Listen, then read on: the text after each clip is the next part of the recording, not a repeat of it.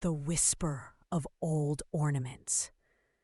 I remember that Christmas like it was yesterday. My name is Evelyn, and I'm the grandma in our family. We live in a small town called Willow Creek here in Georgia. It's a place where everyone knows your name. But our family stands out a bit because we've been blessed with some wealth from my late husband's business. He built a chain of stores selling fine fabrics, and it grew big over the years. We're a black family, proud of our roots, with stories that go back generations. But that Christmas, everything changed. It started with a simple box of decorations. I was sitting in my rocking chair by the window, watching the snow fall softly outside. The house was quiet, too quiet for the holidays. My son Marcus and his wife Lena were in the kitchen, talking in low voices. I could hear bits and pieces. "Mom's old stuff is taking up space," Lena said. Marcus didn't say much back. I felt a pang in my heart, but I kept calm. That's how I always am. Calm, even when it hurts. Let me take you back a little. Our family has always loved Christmas. It's the time when we gather and share stories. Each decoration on our tree has a tale behind it. There's the glass angel my grandmother brought from her hometown in Alabama. She worked hard as a seamstress to buy it back in the 1940s. It reminds us of her strength. Then there's the wooden star Marcus carved when he was 10. He was so proud, even though it's a bit crooked. These things aren't just pretty, they're pieces of us. That year we decided to decorate early. I pulled out the boxes from the attic. Dust floated in the air as I opened them. "Look at this," I said to my granddaughter, little Aisha. She's 8, with big, curious eyes. "This ornament was from your great-grandpa's first Christmas with me." It was a small silver bell, tinkling softly. Aisha smiled and hung it on the tree. But Lena watched from the doorway, her arms crossed. She didn't say anything then, but I saw the look in her eyes. As the days went on, I shared more stories. One evening, we sat by the fire. Marcus was there, sipping his coffee. "Tell us about the red ribbon, Grandma," Aisha begged. I nodded slowly. "That ribbon came from a dress I wore to church on Christmas Eve, back in 1965. Your grandpa tied it around a gift for me that night. It was a promise ring." My voice got soft. Remembering his smile, Lena shifted in her seat. "That's nice, but maybe we can get some new ones this year," she suggested. I felt a small crack in my heart, but I smiled.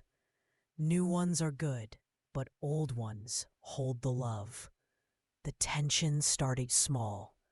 Lena wanted to buy fancy decorations from the city store. They were shiny, gold and white, like something from a magazine. "Our house needs a fresh look," she said. Marcus agreed, wanting to keep peace. I didn't argue. I just helped hang them. But inside, I worried. Were our stories being pushed aside? That night, I lay in bed, thinking about it. The house felt different, like a stranger in my own home. The next morning, I found one of my old ornaments on the floor, broken. It was the clay dove I made with Marcus when he was little. Oh no, I whispered, picking up the pieces. Aisha saw and started to cry. Who did that? She asked. Lena came in. It must have fallen, she said quickly, but I saw the guilt in her eyes. Marcus patted my shoulder. We'll fix it, Mom. But it couldn't be fixed. That was the first sign of trouble. We kept decorating. I told stories to keep the spirit alive. This snowflake ornament, I said one afternoon, was from the year we had no money for gifts. We made them from paper and hope. Aisha listened wide-eyed. Lena rolled her eyes a bit, but hid it. Marcus laughed softly. I remember that, Mom. Tough times. But Lena wanted to talk about her plans. I'm thinking of a big party this year, with catered food. I nodded, but my heart sank. Our Christmases were always simple, full of family, not show. As the tree filled up, so did the quiet arguments. Lena whispered to Marcus in the hall. Your mom's things are outdated. Let's store them away. I overheard, but pretended not to. I felt sad, but calm. That's my way. I prayed silently for understanding. That evening we lit the tree. It sparkled, a mix of old and new. Aisha clapped. It's beautiful, Grandma. I hugged her. But deep down, I wondered if our cherished moments were fading. The stories kept coming. One night, I shared about the nativity set. Your great-aunt carved these figures. She was an artist in her soul. Lena touched one. It's charming, but fragile. She set it down too hard and a piece chipped. Sorry, she muttered. I forgave her right away. It's okay, dear. Things break, but memories don't. Marcus looked between us, uneasy. The air felt thick. Christmas was getting closer. We baked cookies, like always. I showed Aisha how to roll the dough. This recipe is from my mom, I said. Lena joined, but her cookies were perfect shapes. Mine were homemade messy. She smiled tightly. Mine look better for the party. I didn't mind, but it stung a little. That night, I found another ornament missing. The angel. My grandmother's angel. I searched everywhere. Has anyone seen it? I asked. No one had. My heart ached. The small town buzzed with holiday cheer. We went to the market for wreaths. I picked a simple one. Lena chose a big, glittering one. This will impress the guests, she said. Marcus paid, but I saw him glance at me. On the way home, Aisha held my hand. I like your stories, Grandma. That warned me. But when we got back, Lena said, Evelyn, maybe you can rest while we finish decorating. It felt like being pushed out. I sat in my room, looking at old photos. One showed our family tree from years ago, all smiles. Tears came, but quietly. I wiped them away. Downstairs, I heard laughter. Then a crash. I went down. Another ornament broken. The wooden star. It slipped, Lena said. Marcus frowned. Be careful. I picked up the pieces. It's all right. We can make new memories. But inside, I felt the betrayal starting.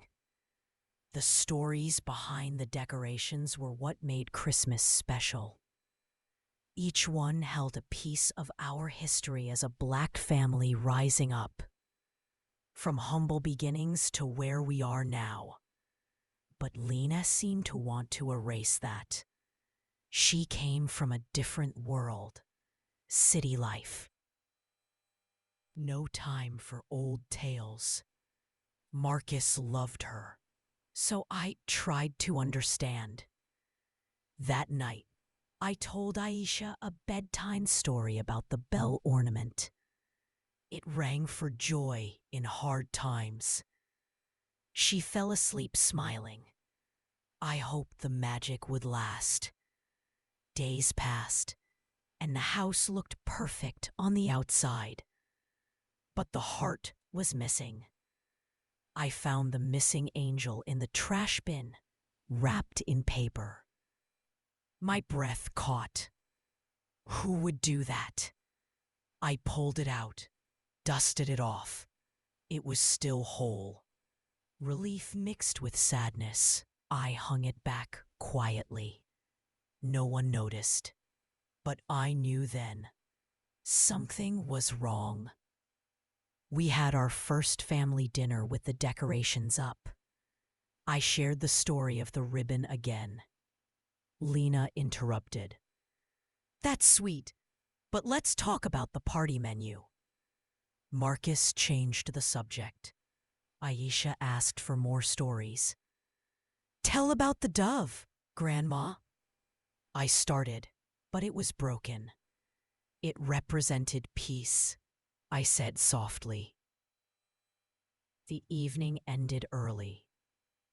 I felt alone in a full house. Christmas Eve approached. I decided to write down the stories for Aisha someday. In my journal, I poured out the tales. The angel's journey, the star's creation, the bell's ring. It helped me feel calm. But then I overheard Lena on the phone.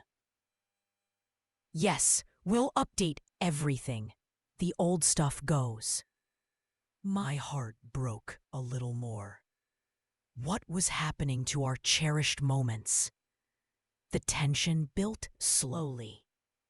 Marcus noticed my quietness. You okay, Mom? He asked one morning. I nodded. Just remembering. He hugged me. We love you. But Lena avoided my eyes. That afternoon, we wrapped gifts. I put stories in cards. Lena sighed.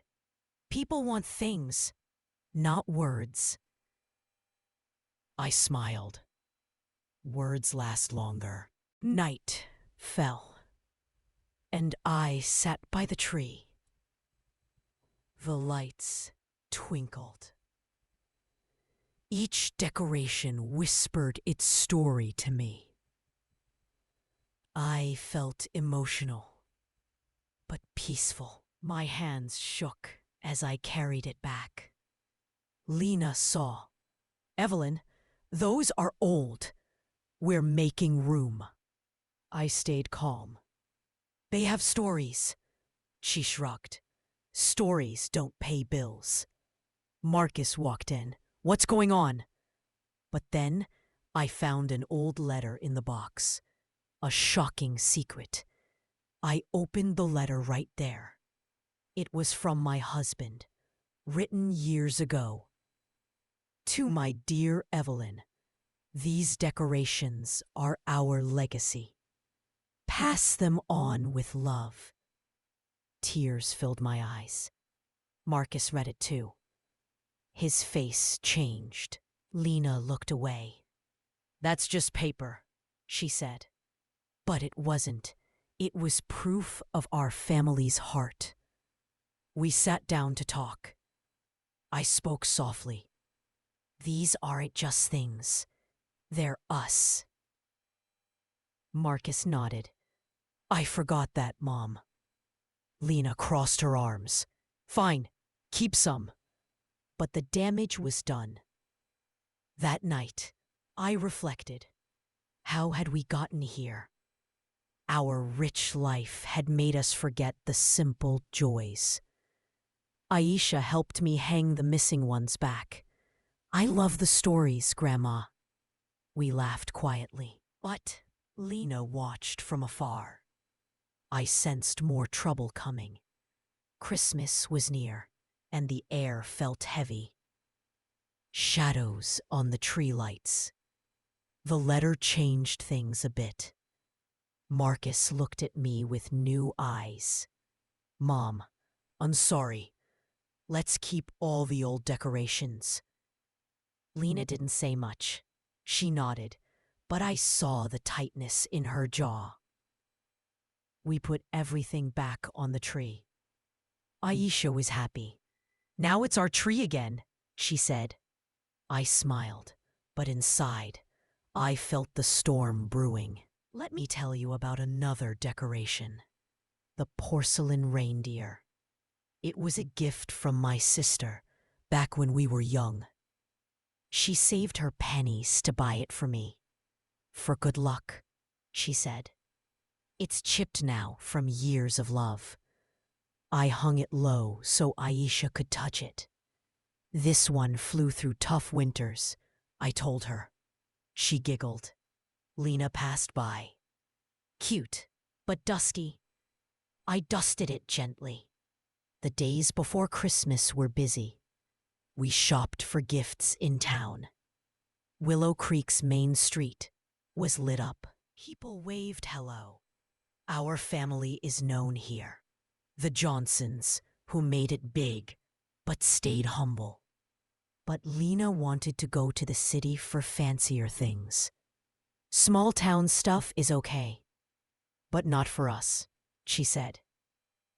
Marcus drove us there. I sat in the back with Aisha, sharing stories quietly. At the store, Lena picked expensive ornaments. These will match our home. I picked a simple one, a hand-painted ball. This reminds me of home, I said. She rolled her eyes slightly, but the tree looked crowded. Maybe remove some old ones, Lena suggested. Marcus hesitated. No, let's keep balance. I felt relieved, but tense. That evening, I shared the reindeer's story at dinner. It brought luck when we needed it most. Aisha listened. Lena pushed her food around. Luck is what you make. I nodded. True, and I couldn't sleep. I went downstairs. The tree glowed softly. I touched each decoration, remembering. The angel, the star, the bell. They were our history, a black family overcoming odds, from sharecropping grandparents to business owners. Pride filled me, mixed with sadness. Why couldn't Lena see that? The next morning, Aisha found a note. It was from Lena to Marcus. We need to talk about your mom's influence. She must have left it out. Aisha brought it to me. I put it away. Not for us, sweetie. But it worried me. What influence? My stories. We baked more cookies. I taught Aisha the old recipe. Lena made her own batch, with fancy icing. Mine are for the party guests, she said. Christmas plans ramped up. Lena invited friends from the city. Important people, she said. I helped prepare, but she wanted the tree modernized. Just for the night, she promised. I agreed to keep peace. We removed some old ones. My heart ached as I packed them. The party came. The house filled with laughter. Guests admired the new decorations. So elegant, they said. Lena beamed. I stayed in the background, smiling. Aisha stuck with me. I miss the old ones, she whispered. Me too, I thought. Then a guest asked about the family. I started sharing a story. Lena interrupted. "Oh, old tales. Let's dance." After, when everyone left, the house was messy. I cleaned quietly. Marcus helped. "Good night?" he asked. I nodded. Yes, but it wasn't our Christmas. Lena went to bed early. I sat by the tree, now bare of our stories. Tears came silently. The next day, I put the old ones back. Lena saw. "Why bother?" she asked. I spoke softly. "Because they matter," she sighed. "You're holding us back," Marcus heard. "Lena, that's not fair." The first real argument. I walked away, heart heavy. Then the lawyer called. "This is impossible." The phone rang that afternoon. It was our family lawyer, Mr. Thompson. "Evelyn, I found something in your husband's will about the house and belongings." My breath caught. Lena listened in.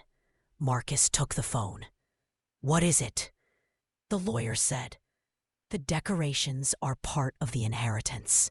They can't be discarded." Lena's face paled. What did that mean for us? Echoes of forgotten bells. The lawyer's call shook us. Marcus put down the phone. Dad left instructions. The family heirlooms, including decorations, stay with the house. Lena frowned. "What house? This one?" I nodded slowly. "It's in trust for the family." She crossed her arms. "That's old news. Let me explain. My husband, Robert, set up a trust before he passed to keep our legacy intact. The decorations were listed as heirlooms, symbols of our journey.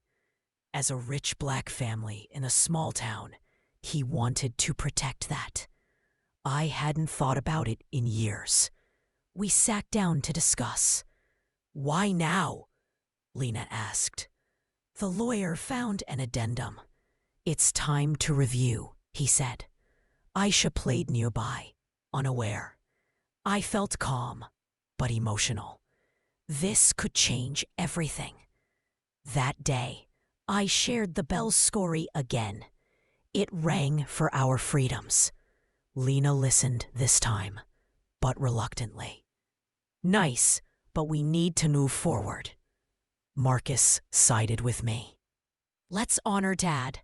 Tensions rose. Lena wanted to sell some things for Aisha's future, but the trust said no. I stayed quiet, letting Marcus handle it. Night came, and I prayed for peace. The next morning, more missing decorations. I found them in Lena's car trunk. "What are you doing?" I asked softly. She startled. "Donating." My heart broke. Their family. Marcus arrived. "Lena, stop," she cried. "I just want our own traditions." We talked long into the night. I shared more stories. The ribbon's promise. The star's hope. Lena opened up. I never had that growing up. I hugged her. "You can now." But was it too late? When the inheritance documents opened, wait for it, the ribbon that held us together. The inheritance documents sat on the kitchen table like they were waiting for someone to speak first. I looked at them, then at Marcus, then at Lena. The lawyer's words still rang in my ears. "The decorations are protected, Evelyn. Your husband made sure of that." Lena's face was tight, like she was holding back a storm. Marcus rubbed his forehead. "We didn't know it went this far, Mom." I just nodded, slow and calm. My heart felt heavy, but I kept my voice soft. "Let me take you deeper into that moment." The red ribbon ornament. It's just a simple piece of fabric now, faded from years in the box. But back then, it was bright and new. Robert tied it around my finger one Christmas Eve in 1968. We couldn't afford a real ring yet. "This is my promise," he said. "We'll build something together." That afternoon, after the lawyer left, I went to the tree alone. I touched the ribbon gently. It felt cool under my fingers. Aisha came in quietly. "Grandma, are you sad?" she asked. I smiled down at her. "A little, sweetie, but mostly remembering good things." She hugged my leg. "Tell me about the ribbon again." So I did. I told her how her grandpa worked 2 jobs to start the fabric stores, how we dreamed big as a young Black couple in a world that didn't always make it easy. Aisha listened, her eyes wide. Lena stood in the doorway, watching but not coming closer. The house felt different after that call, quieter. Marcus spent time on the phone with the lawyer, asking questions. "Is the house really tied to all this?" he asked. The answer was yes. Robert wanted the family home to stay whole, with our history inside it. The decorations weren't just things, they were part of the legacy. Lena paced the living room. "This is ridiculous," she muttered. "It's the 21st century. We should be able to update." I heard her, but I didn't answer. I just sat in my chair, rocking slowly. That evening, we tried to have dinner like normal. I made Robert's favorite, collard greens and cornbread. The smell filled the house. Marcus smiled when he smelled it. Just like Dad loved. Lena picked at her plate. "We usually have salmon now," she said quietly. Aisha asked for seconds of greens. "Grandma's cooking is the best." I thanked her softly. But the air was thick. No one talked about the documents. It was like an elephant in the room. After dinner, I pulled out an old photo album. I don't know why. Maybe I needed to remember the good times. Pictures of Christmases past. Robert laughing with baby Marcus on his shoulders. Me hanging the ribbon that first year. Our family gatherings with cousins and aunts, all crowded around the tree. I flipped the pages slowly. Marcus sat beside me. I forgot how happy we were. Lena glanced over, but stayed standing. Those were different times. I closed the album gently.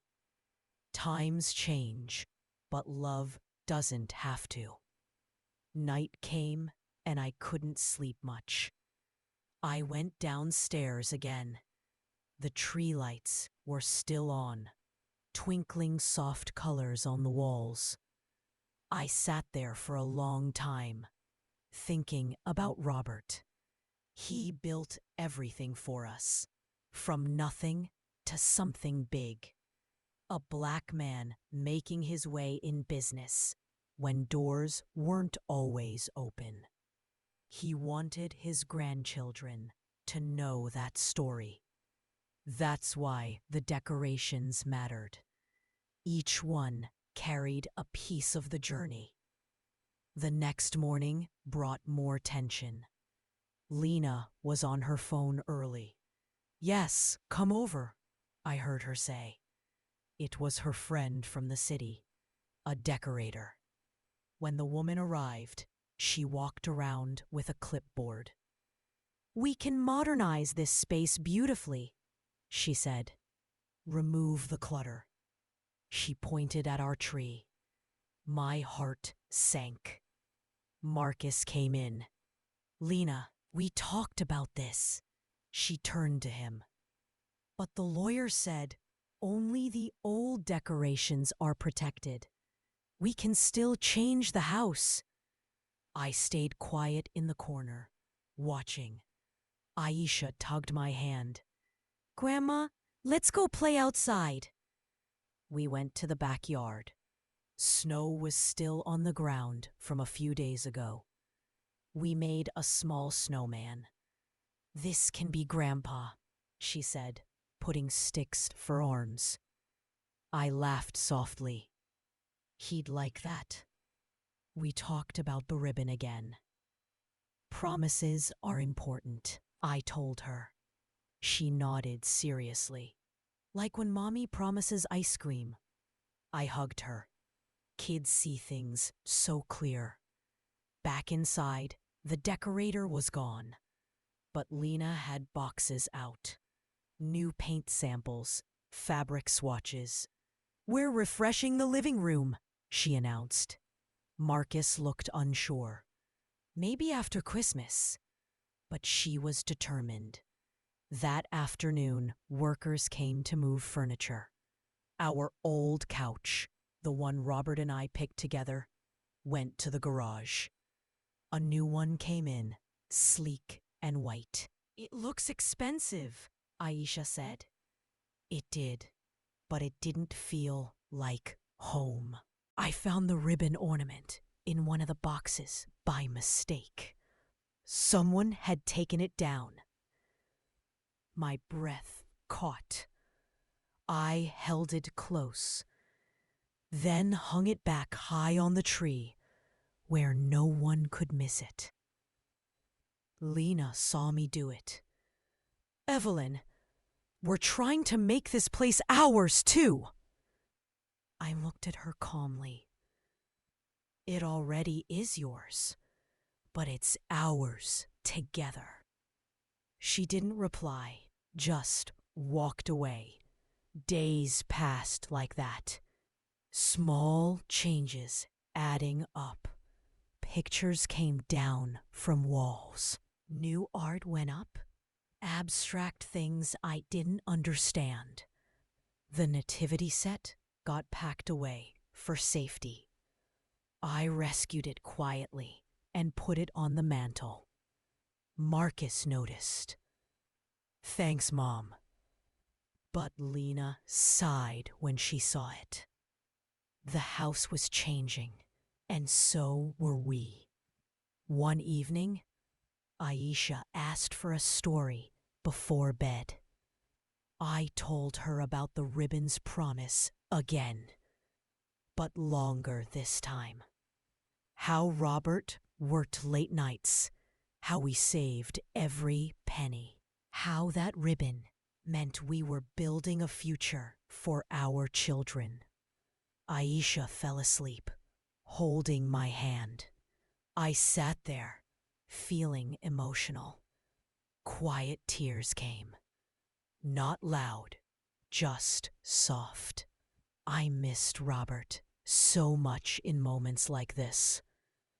Downstairs, I heard Marcus and Lena talking low. "She's holding on too tight," Lena said. "We need space to grow." Marcus replied, "But it's her home too."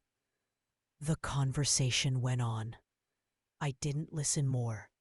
I went to my room and prayed for understanding, for peace. Christmas was only days away now. The town was full of lights and cheer. We drove through one night to see them. Aisha pointed at houses glowing. "Ours is prettier with the stories," she said. I smiled. Lena was quiet in the front seat. Marcus turned on holiday music. For a moment, It felt almost normal. But back home, more changes. The tree got rearranged. Old ornaments pushed to the back, new ones front and center. I fixed it the next morning, while everyone slept. When Lena came down, she noticed. "Evelyn," she started. I looked at her. "The stories need to be seen too." She nodded, but I saw frustration in her eyes. That afternoon, another call from the lawyer. Marcus took it in his office. When he came out, his face was serious. "There's more in the trust. About who decides on changes to the home?" Lena asked. "What does that mean?" He looked at me. "Mom has final say on family heirlooms and traditions." The room went silent. The daughter-in-law's plan failed. But there was a twist. Lena's eyes widened. She thought she had found a way around the trust, selling some land Robert left to fund big renovations. But the lawyer said no. Everything was linked. Her face fell. "This can't be." Then Marcus found emails on the computer. Plans to list the house quietly after Christmas. My heart stopped for a moment. But the twist. The trust protected the house, too. It couldn't be sold without my agreement. Lena sat down hard. "I just wanted," she started, voice breaking. We all looked at each other. What now? The evening felt heavy after that. No one spoke much. I made tea and brought it to the living room. We sat around the tree. The ribbon caught the light, shining softly. Aisha broke the silence. "Can we tell stories now?" I started with the ribbon again. This time, Lena listened without interrupting. Tears in her eyes, too. Marcus reached for her hand. "We can find a way." I nodded. Together. But inside, I wondered if the hurt was too deep. Christmas was coming, and our cherished moments hung in the balance. We talked late that night, not arguing, just sharing. Lena opened up more. I grew up without much family tradition. I thought new things would make us better. I understood a little. New is good, but old holds the roots. She nodded slowly. The next day brought snow again. We all went out, Aisha pulling us. We built a bigger snow family this time, laughing a bit. It felt healing. Back inside, warm by the fire, I shared another story about the ribbon, how it got us through hard years. Lena touched it gently. "It's beautiful." But the twist lingered. The emails showed more. Lena had talked to a realtor friend. Marcus was hurt. "Why didn't you tell me?" she cried quietly. "I thought you'd agree." I stayed calm, letting them talk. My heart ached for them both. Christmas Eve was tomorrow. The house looked mixed now, old and new together. Not perfect, but real. I hung the ribbon higher, where it could watch over us. That night, Aisha and I decorated cookies again. Lena joined us this time. Her hands shook a little as she iced one. "Like this?" she asked me. I showed her gently. "Yes, dear, just like that." A small smile came. But deep down, the family was still fragile. One wrong word could break it more. The angel's quiet return. Christmas Eve, had arrived. The house smelled of pine and cinnamon, but the air still carried a weight from the night before. I woke up early, like I always do. The sky outside was gray, promising more snow. I made coffee and stood at the kitchen window, watching the world wake up. My mind went back to the twist we'd discovered. Those emails, the realtor, the plan to list the house. It hurt, yes, but more than anger, I felt sadness. Sadness for what we were almost losing. I touched the counter where Robert used to stand, making his special hot chocolate on Christmas Eve mornings. He'd hum old hymns while stirring. That memory brought a soft smile to my face. Then I heard footsteps. It was Lena. She came in quietly, still in her robe. "Morning, Evelyn," she said, her voice smaller than usual. I nodded. "Morning, dear. Coffee's fresh." She poured a cup and stood beside me at the window. We didn't speak for a long time, just watched the snow start to fall. Finally, she spoke. "I'm sorry." The words came out soft, almost lost in the quiet. I turned to look at her. Her eyes were red, like she hadn't slept much either. "I got scared," she went on, "scared that we weren't building something new, that I wasn't leaving my own mark." I listened, calm as always. "You don't have to erase the old to leave a mark, Lena. You add to it." She nodded slowly, tears starting.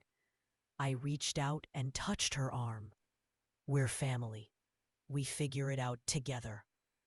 Marcus came down a little later. He saw us standing there and stopped in the doorway. "Everything okay?" he asked. Lena looked at him, then at me. "I hope so," she said. I smiled gently. "It will be." We didn't talk about the emails again that morning. Some things need time to settle. Aisha bounded down next, full of excitement. "It's Christmas Eve, Grandma. Can we open one present tonight?" I laughed softly.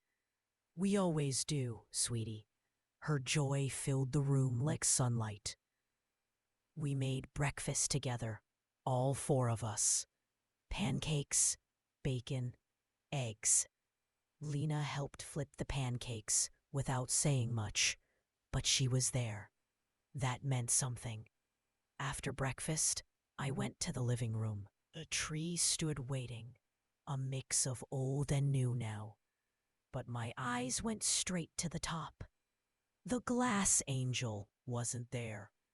I knew where it was, packed away weeks ago. The one Lena had called fragile. My grandmother's angel, brought all the way from Alabama in the 1940s. It had survived moves, storms, hard times. I felt a pull in my chest. Today, it needed to come home. Went to the garage quietly. The box was on a shelf, labeled in Lena's neat writing. "Fragile Store." I opened it carefully. There she was, wrapped in tissue. The angel's wings were delicate, her face serene. A small crack ran along one side from years ago, but she still shone. I carried her back inside, cradling her like a baby. Aisha saw me first. "Grandma's angel," she whispered, eyes big. Marcus looked up from the couch. Lena was hanging stockings by the fireplace. She turned and saw what I held. Her face softened. "I forgot about that one," she said quietly. I walked to the tree. "She belongs at the top. Always has." No one argued. Marcus got the step stool. I climbed slowly and placed her gently on the highest branch. The light caught her glass, sending little rainbows across the room.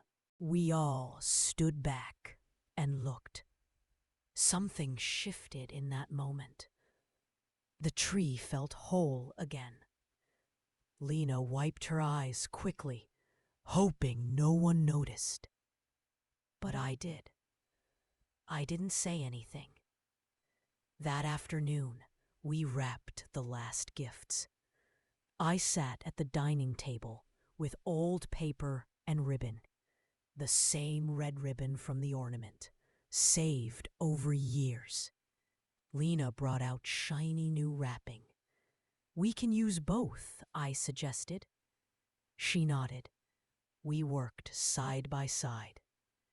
Aisha ran between us, handing tape and bows. Marcus put on soft Christmas music. For the first time in weeks, the house felt warm in the right way. I told the angel's story while we wrapped. My grandmother carried this angel on the bus from Alabama. She was moving north for work, leaving everything she knew. Times were hard for black folks then. She held this angel in her lap the whole way, praying for a better life. Aisha listened, curled up beside me. Lena's hands slowed as she rapped. She was brave, Lena said softly. I nodded. She was, and she passed that bravery down. Later, we baked cookies for Santa. Aisha insisted. Lena laughed, a real laugh, when flour got on her nose. I look like a snowman, she said. Marcus took a picture. I watched them and felt hope creeping in, quiet and steady. As evening came, snow fell thicker outside. We turned off the big lights and sat by the tree's glow. Aisha begged for stories. I started with the angel again, but longer this time.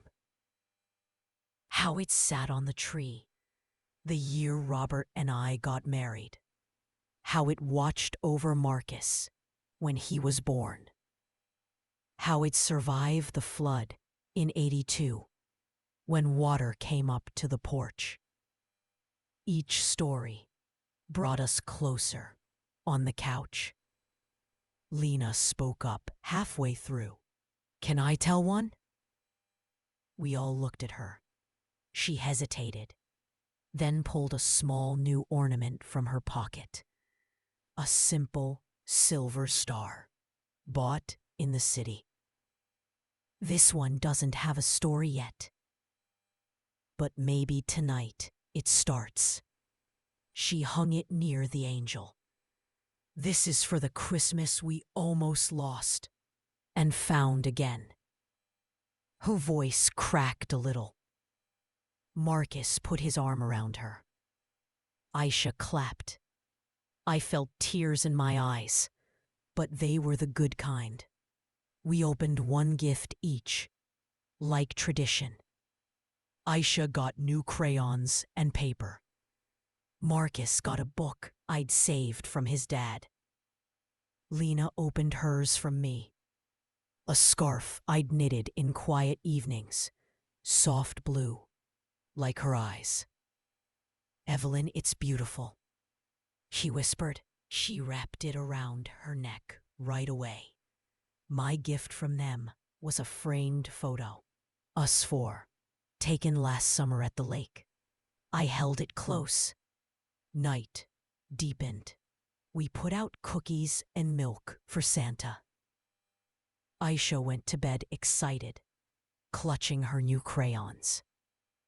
The grown-ups stayed up a little longer. Marcus built a fire. We sat in silence at first, just listening to it crackle. Then Lena spoke again. I was wrong. About a lot. I looked at her across the flames. We all make mistakes, dear. What matters is what we do after. Marcus nodded. We're keeping everything, Mom. The house, the stories, all of it. Lena added. And we'll add new ones too. Together. I reached out and took her hand. She squeezed back. Midnight came quietly. We turned off the tree lights last. The angel watched over the dark room.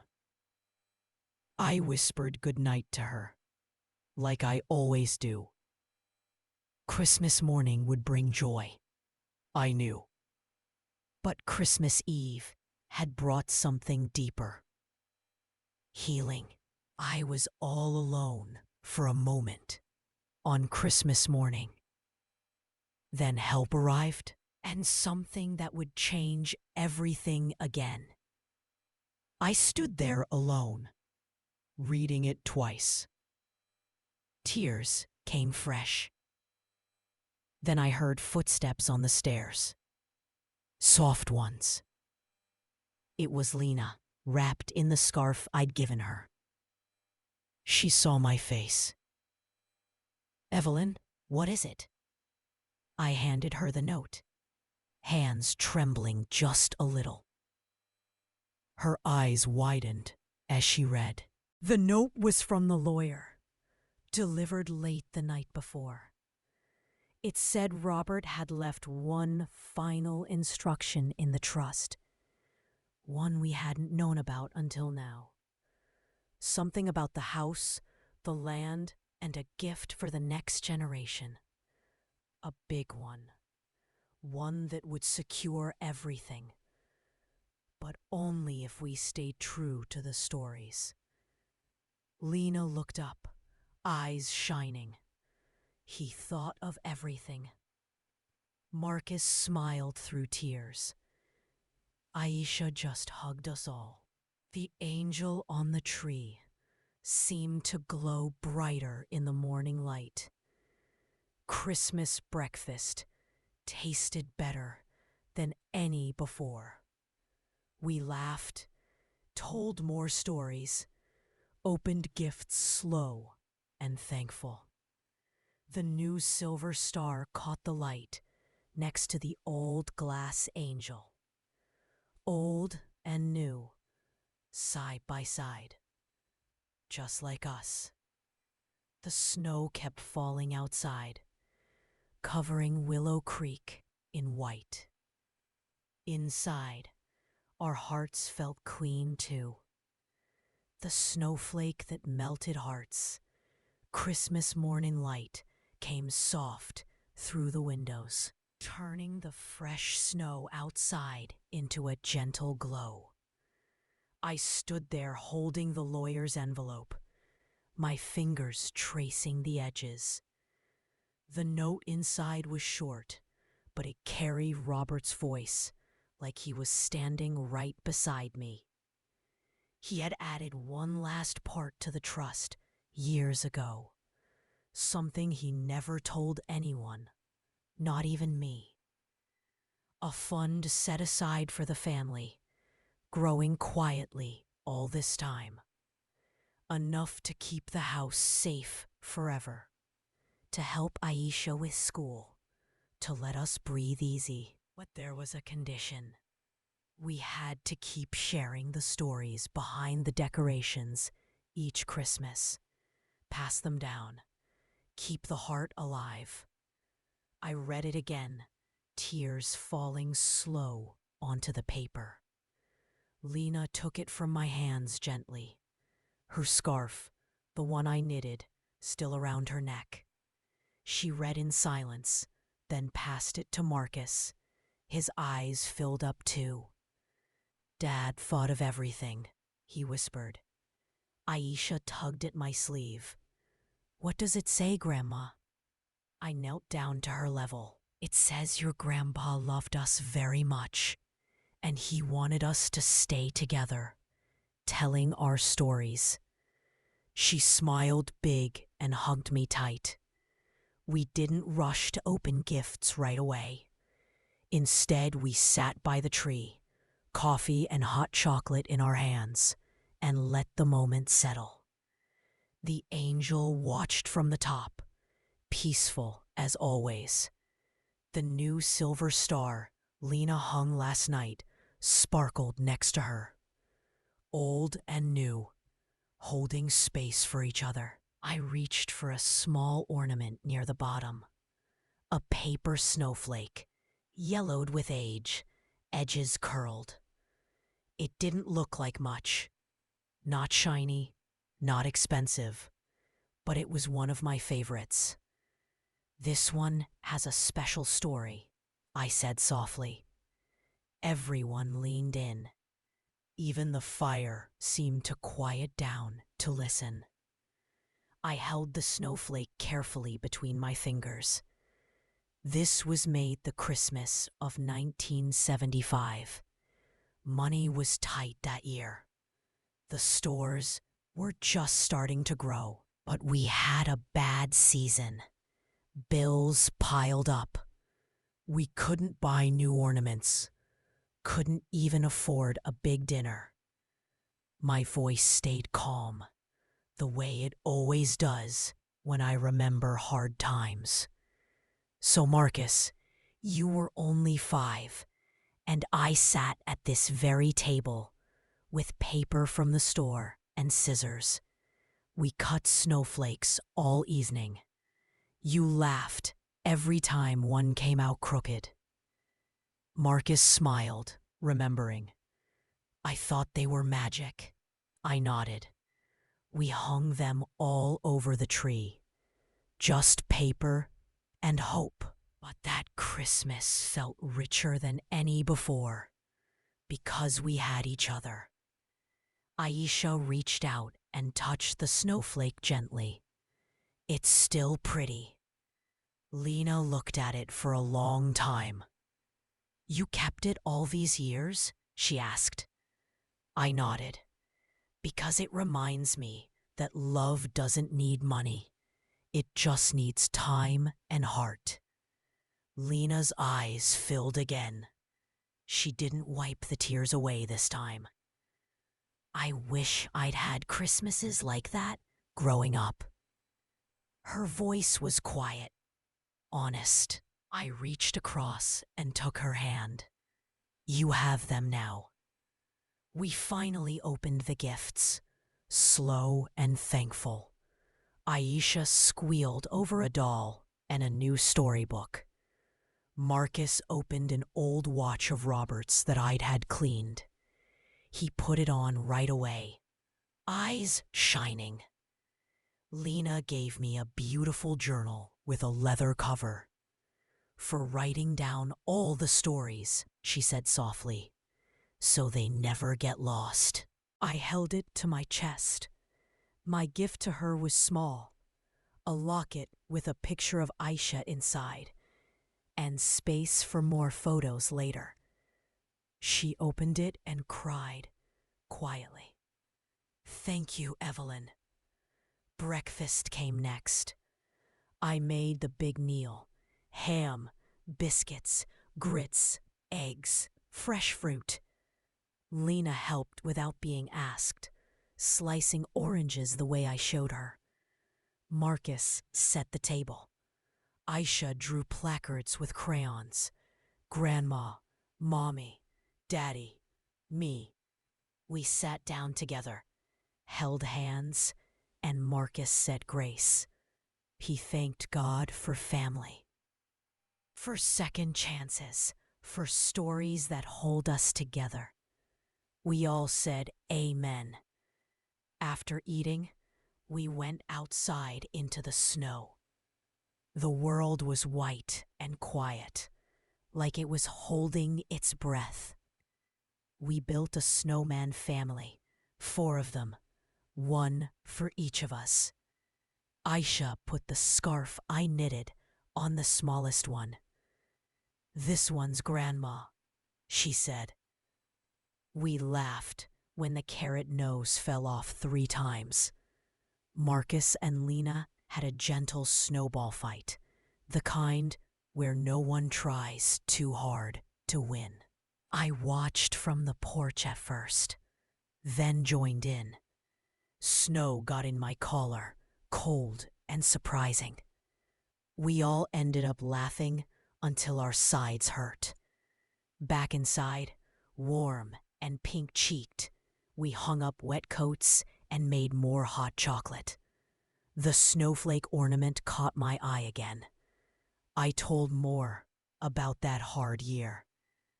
How Robert came home late one night, tired but smiling, with a small bonus from the store. How we used it to buy one real gift for Marcus, a toy truck he played with for years. How we sang carols by candlelight because the power went out in a storm. That was the year I learned, I said, that the best Christmases aren't about what's under the tree. They're about who's around it. Lena listened close. When I finished, she spoke up. My family didn't have much tradition. We moved a lot. Christmas was just a day off. She paused, looking at the tree. I think I was trying to make it perfect with new things because I didn't know how to make it real. Marcus put his arm around her. I nodded. Real comes from heart, dear, not from stores. The afternoon passed slow and sweet. We played board games by the fire. Aisha won at Candyland twice. Marcus led her, I think.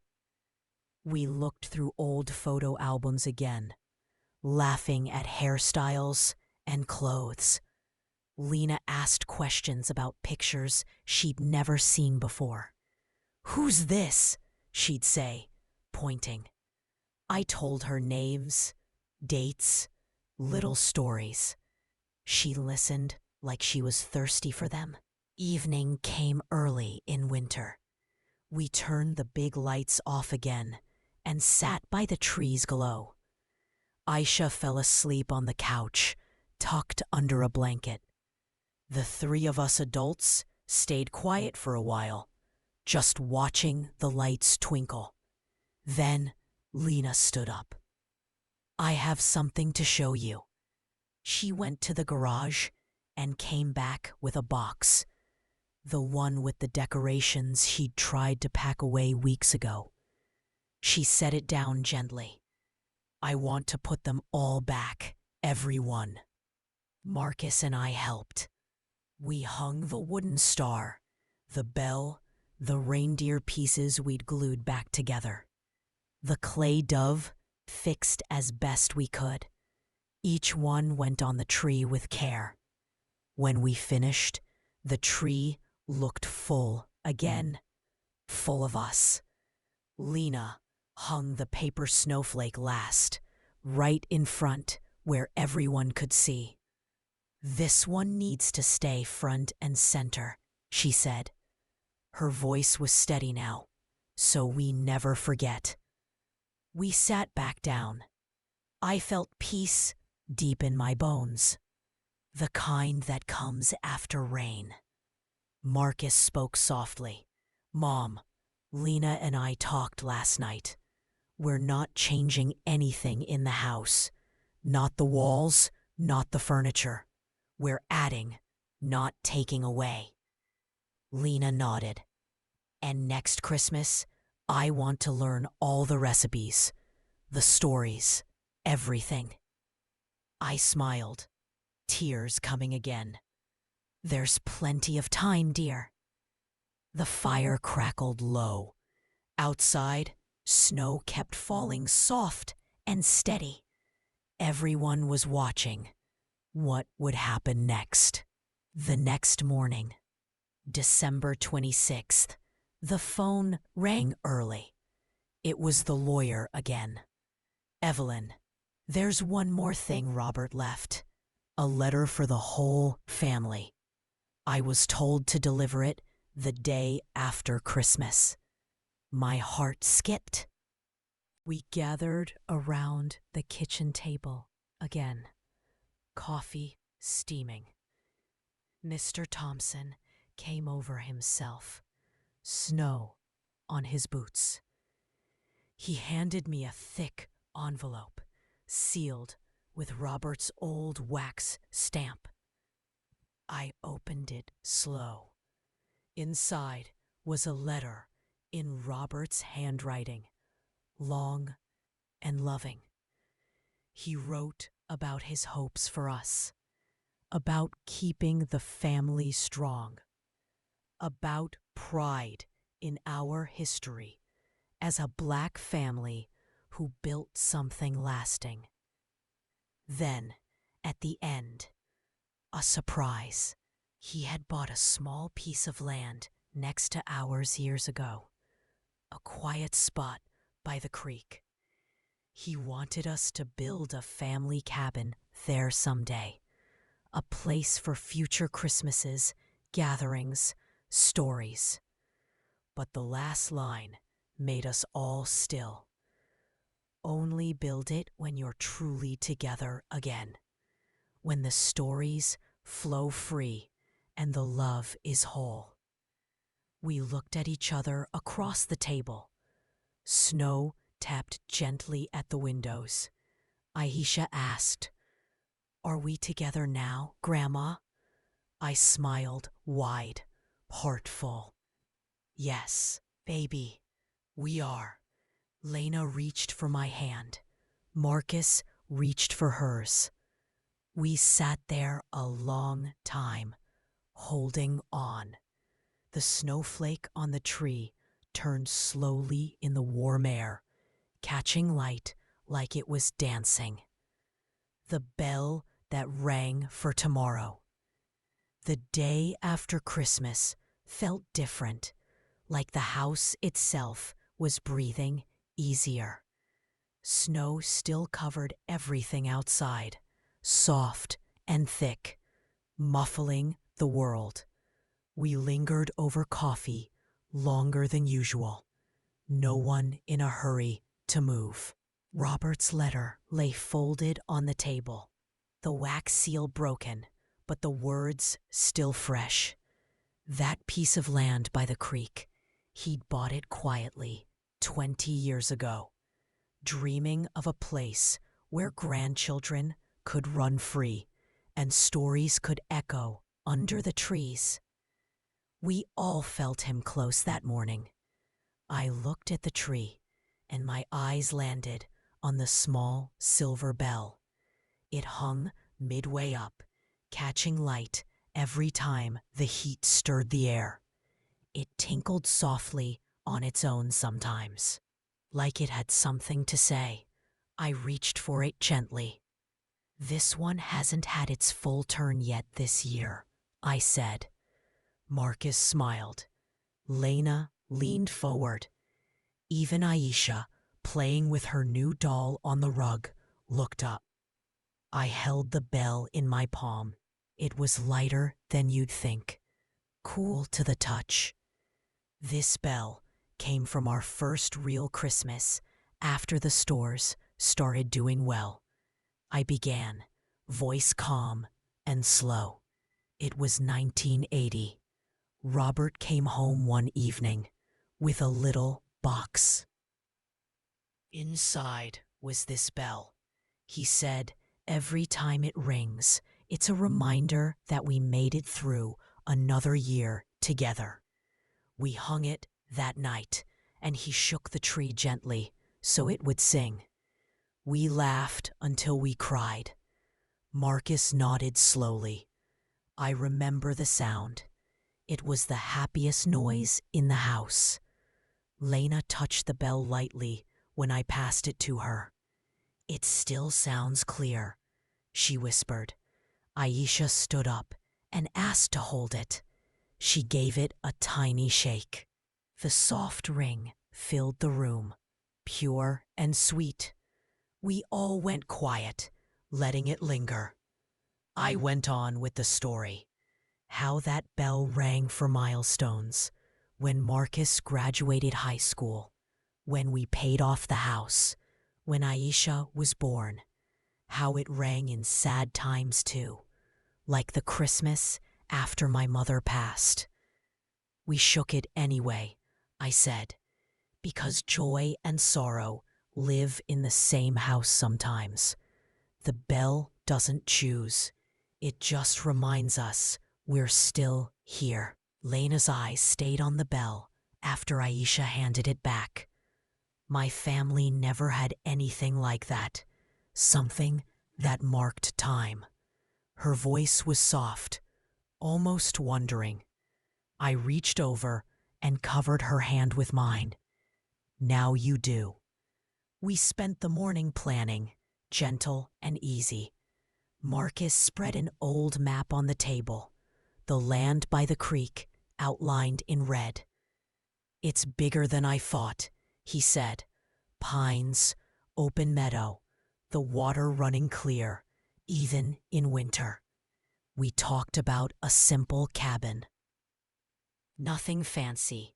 A big porch for rocking chairs, a stone fireplace for telling stories, windows that look out on the trees. Aisha wanted a swing. Lena suggested a small garden. I just listened mostly, heart full, watching them dream together. Lunch was leftovers. Ham sandwiches, pie, hot tea. We ate at the kitchen table, snow tapping the windows. After, Lena cleared the dishes without being asked. She paused by the sink. Evelyn, can I ask you something? I nodded. She dried her hands slow. Were you ever angry about everything I tried to do? I thought for a moment. Hurt, yes. Scared, a little. But angry takes too much energy. I'd rather use mine on love. She looked at me a long time, then came over and hugged me. Tight, like she meant it. I hugged back. Afternoon brought more snow play. We bundled up and walked to the edge of our property where the creekland started. The path was untouched, so we made the first footprints. Aisha ran ahead, leaving tiny tracks. Marcus and Lena walked arm in arm. I followed slower, feeling the cold air fill my lungs clean. At the creek, ice edged the water, but it still moved, dark and steady. This will be beautiful in summer, Lena said. Marcus nodded. Family picnics, fishing, stories around a fire pit. We stood there, quiet, imagining. Back home, warm again, we hung around the tree. I told more about the bell, how Robert would ring it every New Year's Eve at midnight, how we'd make wishes for the coming year. Some came true, some didn't, I said, but we always had each other to try again. Aisha asked if we could ring it tonight, even though it wasn't New Year's. I smiled. Why not? Special days deserve special sounds. Evening came soft. We made a simple supper, soup and cornbread. Lena helped stir the pot, tasting and adding a pinch of this or that, like she was learning my ways. After eating, we gathered in the living room. Marcus built the fire high. I handed Aisha the bell. Your turn, sweetie. She shook it gentle at first, then bolder. The clear notes danced around us. We each made a silent wish. I saw Lena close her eyes longer than the rest. Later, when Aisha was in bed, the three of us sat up talking. Real talking. Lena opened up more about her growing up years, moving city to city, holidays that felt empty. Marcus shared things he'd never said out loud about feeling pressure to keep the business growing. I told them about lonely moments after Robert passed, how the decorations kept me company. We cried some, laughed more. The bell sat on the coffee table, quiet now, but present. Before bed, Lena hung a new ornament she bought that afternoon in town. A small brass key. For the cabin door, she said, whenever it's ready. It caught the firelight warm and gold. We turned off the lights, one by one. The tree stayed glowing. I whispered goodnight to the bell as I passed. Everyone was watching. What would happen next? The next morning, December 27, brought visitors. Word had gotten around town, somehow, about Robert's final letter. Old friends, cousins, even folks from church stopped by with plates of food and warm wishes. The house filled with voices and laughter. Someone asked to hear the stories behind the decorations. I started with the bell. Others joined in with memories of Robert. Lena stood beside me the whole time, adding small things she was learning. Marcus beamed proud. By evening, the living room was full. Aisha sat on my lap. The bell passed hand to hand, each person giving it a gentle ring. The sound layered over itself, filling every corner. Lena looked around at all the faces, Black families like ours who had built lives here in Willow Creek, and her eyes shone. This is what community feels like, she whispered to me. I squeezed her hand. Welcome home, dear.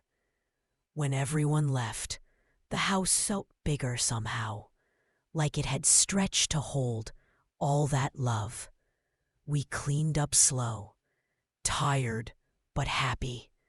The bell hung back on the tree, quiet again, waiting for next year.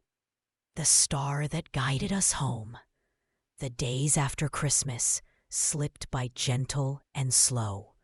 Snow melted a little, then froze again at night, making the world sparkle. We didn't rush anything. Mornings were for coffee and quiet. Afternoons for walks or reading by the fire. Evenings for stories. One afternoon, my eyes kept going to Marcus's wooden star, the one he carved when he was 10. It hung crooked near the front, paint chipped, one point shorter than the rest. It had always been imperfect, but that's why I loved it most. I took it down carefully. This one needs its moment, I said. The family gathered close. I held the star in my hands. Your daddy, Marcus, was proud the day he brought this home from school. Woodshop class. He worked on it for weeks, sanded it smooth, painted it gold. The teacher said it was the best in the class. Marcus laughed soft. I remember getting sawdust everywhere. I smiled. He gave it to me Christmas Eve, said, Mom, This is for the top, because you're my star. I cried right there in the kitchen. Aisha reached out. It's bumpy. I nodded. That's from little hands learning. Lena took it next, turning it over gentle. He made this for you. Her voice held wonder. Marcus shrugged, but his eyes were soft. Kids do things like that. I told the full story.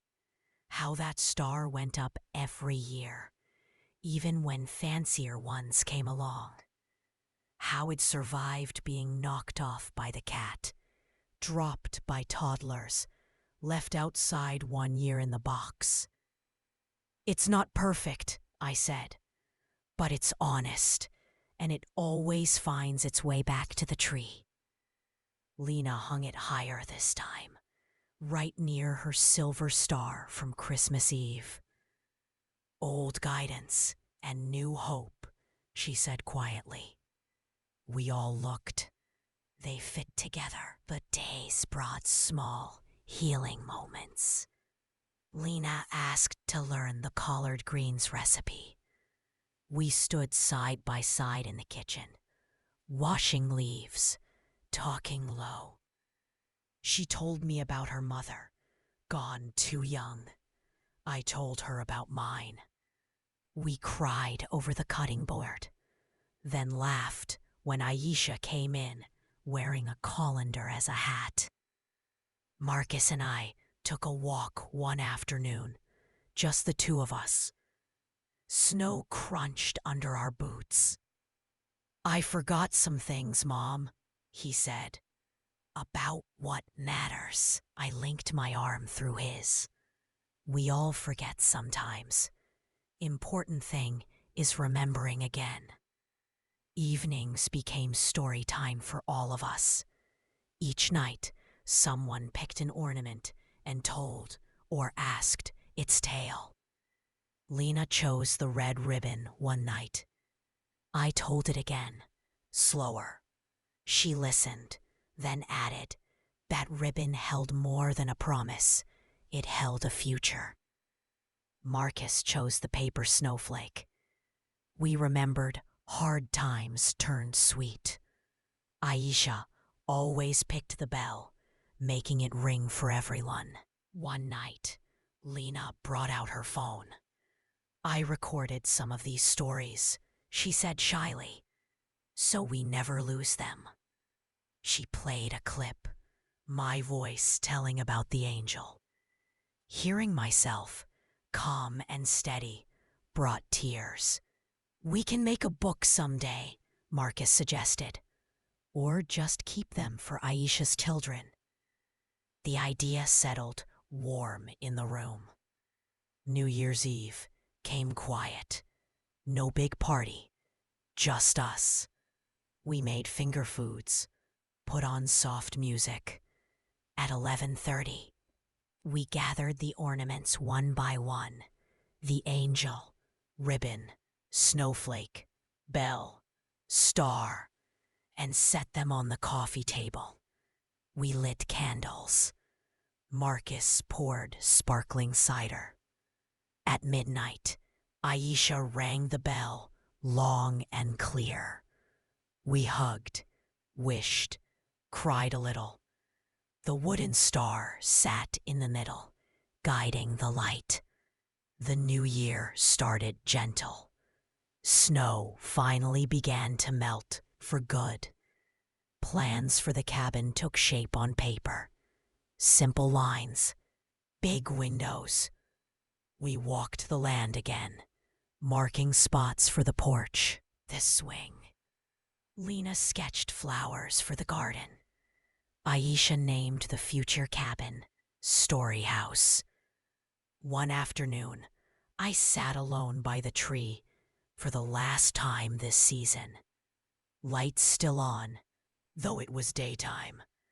I touched each ornament, saying quiet thank yous to Robert, to my younger self, to the family we almost lost, and found again.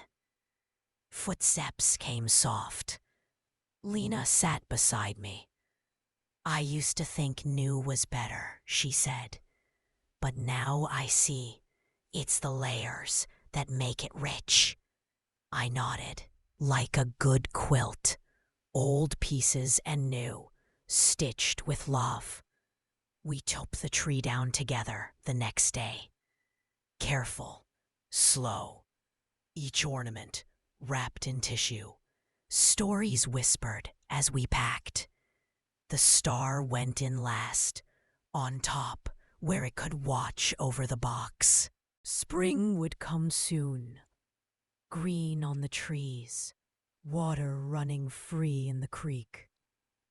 And someday, a cabin rising, built on land Robert saved, held together by stories we kept.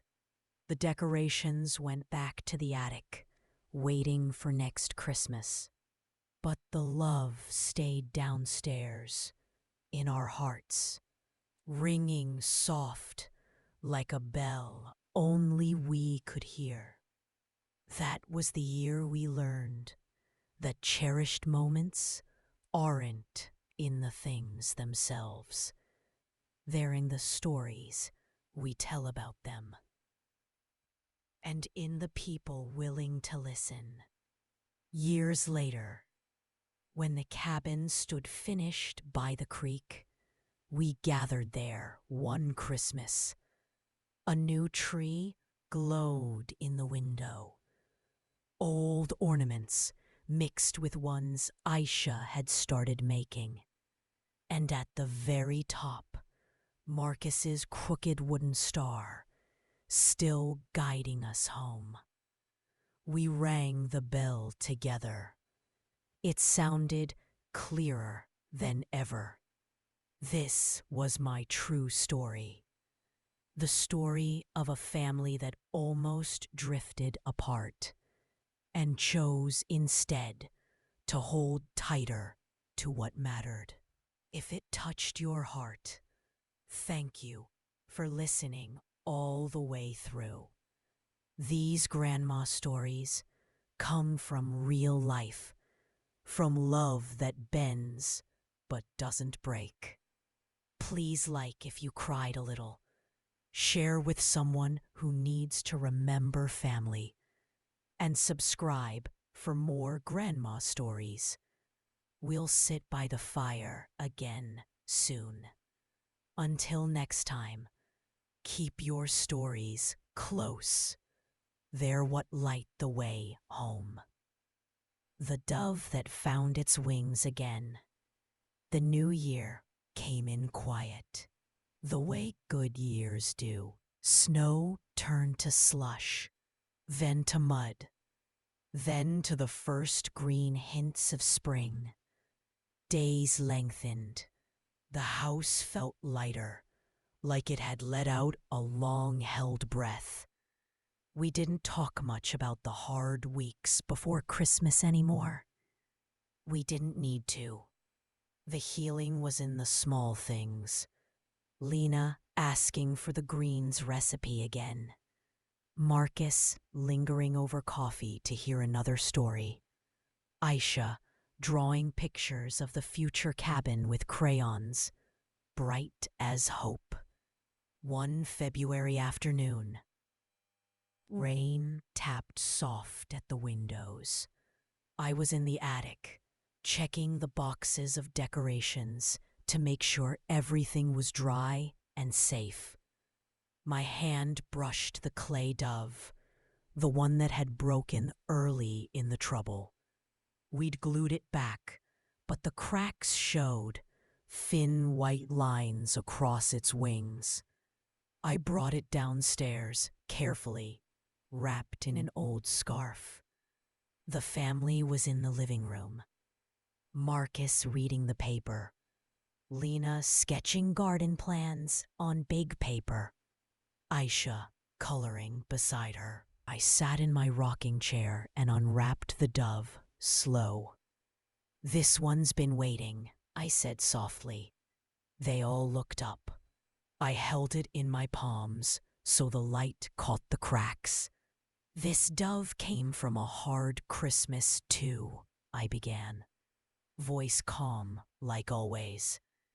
It was 1992. The business had grown, but we'd just lost Robert's brother, Uncle James, in a car accident right before the holidays. The house felt empty without his laugh. Marcus, you were away at college that year. It was quiet, too quiet. Marcus lowered the paper, eyes soft. He remembered. I went on. I made this dove with clay from the craft store. Nothing fancy. I shaped it one night when sleep wouldn't come. Painted it white the next day.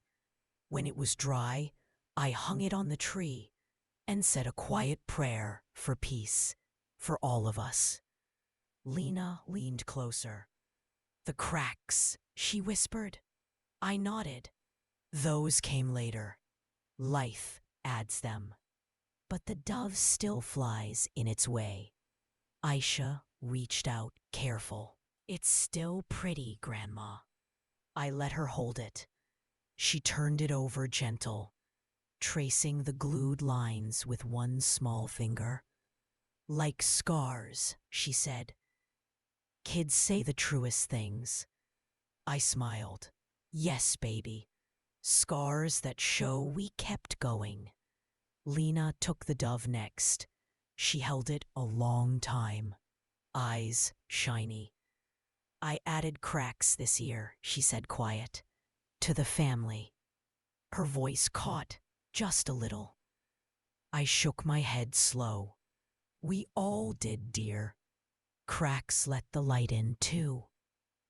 She looked at me, then at Marcus. He reached over and covered her hand with his, the one holding the dove. We hung it back on the tree that day, even though it was February. The tree was still up in the corner. We hadn't wanted to take it down yet. The dove went front and center, cracks and all. Lena stepped back and looked. It belongs there. Spring came gentle. Daffodils pushed through the ground. We walked the creek land often now, planning out loud. Marcus measured spots for the foundation. Lena drew paths and flower beds. Aisha picked places for fairy houses under the pines. I walked slower, but I walked. The air smelled new. One warm March day, we had a picnic there. Just sandwiches and lemonade on an old blanket. Birds sang overhead. The creek babbled steady. After eating, I told the dove's story again, longer this time, about Uncle James's laugh, about how grief sits heavy but time softens the edges, about how the dove reminded me every year that peace comes back, wing by broken wing. Lena listened close. When I finished, she spoke soft. I never knew Uncle James, but I feel like I do now. Marcus nodded. He would have liked you. We sat quiet after that, letting the water talk. Back home, small changes kept happening. Lena started a notebook, just like the journal she gave me, writing down the stories as I told them. For the cabin library, she said. Marcus built shelves in the garage for tools we'd need. Aisha made a sign on cardboard. Story house coming soon. Evenings stayed sweet. We cooked together most nights. Lena learned the cornbread just right. Crispy edges, soft middle. She beamed the first time I said so. We played cards after supper, laughed over old jokes. The dove sat on the mantel now, watching over the room. One night in April, thunder rolled far off. Rain came hard. We lost power for a few hours. Candles flickered. We gathered in the living room like old times. Aisha asked for the dove story again. I told it slow. Then Lena asked if she could add something. She spoke careful. This dove reminds me of second chances, of families that break a little and choose to mend. Her voice stayed steady, but tears slipped down. Marcus pulled her close. I reached for her hand across the space. Aisha crawled into her lap. We sat like that until the lights came back on. We stood and watched the first shovel turn earth. Aisha threw a handful of dirt for luck. Lena took pictures. I said a quiet thank you to Robert, wherever he was watching. Through the months, the cabin rose slow and sure. Logs, stone, big windows, a wide porch wrapping around. We visited often, watching it grow. Each time, we brought the notebook of stories. Lena read parts out loud to the workers sometimes. They smiled, nodded. One said, "Sounds like a special place." Fall painted the trees gold and red. The cabin finished just as leaves peaked. Simple, strong, beautiful. Inside, a big stone fireplace. Wooden floors. Shelves waiting for books and photos. A kitchen open to the living room. Bedrooms with views of the creek. We furnished it slow. Old pieces from home. A few new ones. The dove got a spot on the mantel there too. Thanksgiving came. We spent it at the cabin for the first time. Fire roaring. Turkey in the new oven. Stories flowing easy. The cracks in the dove caught the firelight, glowing soft. Winter circled back. December again. Time to decorate 2 trees now. One at home, one at Story House. We carried the boxes to the cabin one crisp morning. Snow threatened but held off. Inside, the air smelled of fresh pine from the tree we cut together. We hung the ornaments slow, telling each story again. The dove went up high this time, wings spread wide. Lena hung a new one, a small clay heart she'd made herself in a class that fall. Painted soft blue. For mending, she said quiet. It went right beside the dove. Evening came early. We lit the fire. Outside, the first snow started. Big, slow flakes drifting past the windows. Inside, cocoa steamed. Aisha rang the bell. We all listened to its clear song. The dove watched over us, cracks shining like silver in the light. Years passed, gentle after that. The cabin, Story House, became our second heart. We spent weekends there, holidays, quiet days when the world felt too loud. The garden Lena planted bloomed bright every spring. Aisha's swing hung from the old oak, creaking happy in summer breezes. The porch held rocking chairs where stories spilled easy into the night. The home tree and the cabin tree both grew fuller each Christmas. New ornaments joined the old. One's Aisha made in school, one's Lena painted, one's Marcus carved when the mood struck. But the originals stayed.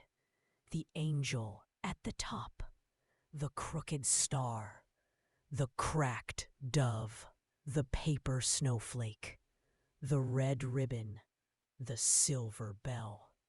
They anchored everything. I got older, slower. Gray hair turned white. Steps took longer, but the family carried me gentle.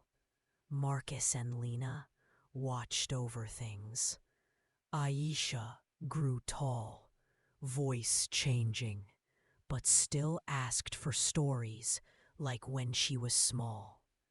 One Christmas Eve, years later, snow fell thick again. We were all at Story House. The fire crackled high. The tree glowed warm. I sat in my favorite rocker by the window, blanket over my lap. The family gathered close. Aisha, 16 now, picked up the dove. "Tell it one more time, Grandma," she asked soft. Her voice had deepened, but the wonder stayed. I smiled slow. "Of course, baby." I told the story again. The hard year, Uncle James, the night I shaped the clay, the prayer for peace, the cracks that came later, from hands that didn't know better, from hurt that healed. I told how the dove taught us that broken things can still hold beauty, still fly in their own way. When I finished, quiet settled. Snow tapped the windows. Then Lena spoke. "And it taught us about forgiveness, too." Marcus nodded. Aisha added, "About choosing love, even when it's hard." I looked at them, my son, my daughter-in-law who became my daughter, my granddaughter blooming into a young woman. Tears came soft, the good kind. Marcus stood and got the bell. He handed it to Aisha. She rang it clear and long. The sound filled the cabin, bounced off the logs, settled warm in our chests. Outside, snow covered the world clean. Inside, the tree held every year we'd lived. Hard ones, sweet ones, mending ones. The dove's cracks caught the firelight, shining like threads of silver. Later, where the others went to bed, I sat a little longer. I touched each ornament in my mind, saying quiet thank yous. To Robert, who started it all. To the young me who held on. To the family who chose to hold tighter. I whispered to the tree, "We made it." The angel at the top seemed to smile. That night, I dreamed of Christmases past and future, of laughter echoing under pines, of stories passing hand to hand like the bell, of a black family, ours, rooted deep in love earned through hard years and gentle ones. Morning came bright, Christmas Day, gifts opened slow, laughter loud, food plentiful, stories endless. Years later, when I was gone, they kept the tradition. The trees went up, the stories flowed. New little ones listened wide-eyed to the dove, the bell, the star, to how Grandma Evelyn held calm through storm, how love mended what almost broke. And every Christmas Eve at Story House, someone rings the bell at midnight. Someone touches the dove's cracks gentle. Someone says, "This one's for Grandma, for holding us together." The tree grows two roots now, one in the old house, one by the creek. Both strong, both full of light. This was my true story, a real-life story of a family that stumbled, hurt, forgave, and chose each other again. Of cherished Christmas moments that weren't in shiny new things, but in the stories behind the old ones, in the cracks that let the light through. If you stayed with me to the end, if these quiet words touched your heart even a little, thank you. Thank you for sitting with me by the fire. If it made you think of your own family, your own stories, your own ornaments with memories tucked inside, hold them close. And if you cried, smiled, or felt a little warmer inside, please like this video. Share it with someone who might need reminding that families can mend, that love wins quiet victories every day. Subscribe for more grandma stories. We'll gather again soon under another tree with more hearts to warm. Until then, keep your stories alive. Keep your doves flying, cracks and all. They're what carry us home. Merry Christmas, wherever you are, and may your new year ring clear like a bell.